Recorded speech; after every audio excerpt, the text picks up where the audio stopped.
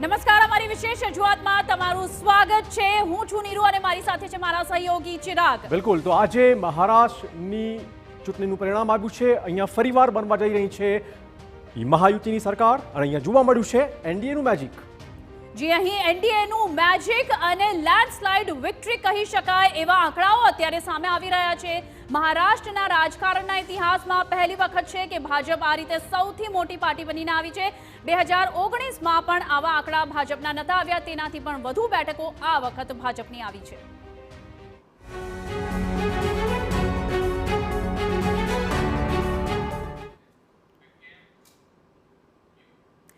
તો મહારાષ્ટ્રના રાજકારણમાં ઐતિહાસિક જીત હાંસલ કરવામાં આવી છે એનડીએ દ્વારા અને ભાજપ સૌથી મોટું પક્ષ બનીને સામે આવ્યું છે। અને અહીં સૌથી મોટી વાત તો એ છે કે જેટલી જીત, જે રીતની જીત ભાજપને 2019માં મળી હતી તેનાથી પણ વધુ બેઠકો આ વખત ભાજપને મહારાષ્ટ્રમાં મળી છે। મહારાષ્ટ્રમાં પ્રચંડ જીત બાદ મહાયુતિની પ્રથમ બેઠક યોજાઈ। વર્ષા બંગલો ખાતે મળી મહાયુતિના નેતાઓની બેઠકમાં એકનાથ શિંદે, ફડણવીસ અને અજીત પવારની ઉપસ્થિતિ રહી। બેઠક બાદ મહાયુતિએ યોજી સંયુક્ત પ્રેસ કોન્ફરન્સ।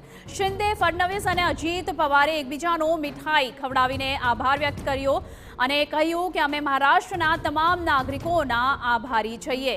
આ વિજય મોદી પ્રત્યે મહારાષ્ટ્રનો વિશ્વાસ દર્શાવે છે, જણાવ્યું ફડણવીસે। મહારાષ્ટ્ર માટે આજે ઐતિહાસિક દિવસ, કહ્યું એકનાથ શિંદે, અને આ મહાયુતિની રેકોર્ડ બ્રેક જીત છે। જી હા, ચોક્કસપણે, અને વિરોધીઓ ઝીરો સાબિત થયા છે। અજીત પવારે આ નિવેદન આપ્યું છે સંયુક્ત પ્રેસ કોન્ફરન્સમાં।